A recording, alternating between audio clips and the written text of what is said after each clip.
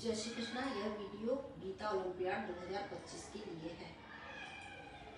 ओम श्री परमात्मने नमः।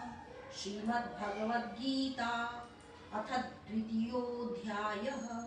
संजय उवाच तन्तथा कृपयाविष्टम् अश्रुपूर्णाकुलेक्षणम् विषीदन्तमिदं वाक्यम् उवाच मधुसूदनः।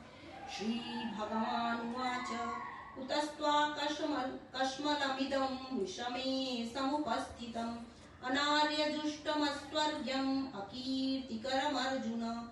क्लैब्यं मास्मगमः पार्थ नैतत्त्वय्युपपद्यते। शूद्रं हृदय दौर्बल्यं त्यक्त्वोत्तिष्ठ परन्तप। अर्जुन उवाच कथं भीष्ममहं संख्ये द्रोणं च मधुसूदन। इषुभिः प्रतियोत्स्यामि पूजार्हा वरिसूदन। गुरून् हत्वा हि महानुभावान् श्रेयो भोक्तुं भैक्षमपीह लोके। हत्वार्थकामांस्तु गुरूनिहैव भुञ्जीय भोगान् रुधिरप्रदिग्धान्। न चैतद्विग्मः कतरन्नो गरीयो यद्वा जयेम यदि वा नो जयेयुः। यानेव हत्वा न जिजीविषामस्तेव स्थिताः प्रमुखे धार्तराष्ट्राः।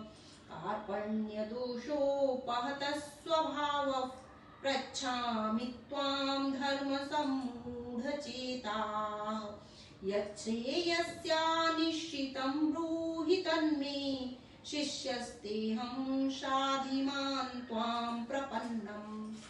न हि प्रपश्यामि ममापनुद्यात् यच्छोकमुच्छोषणमिन्द्रियाणाम्। अवाप्य भूमा वसपत्नमृद्धं राज्यं सुराणामपि चाधिपत्यम्। जय श्री कृष्ण।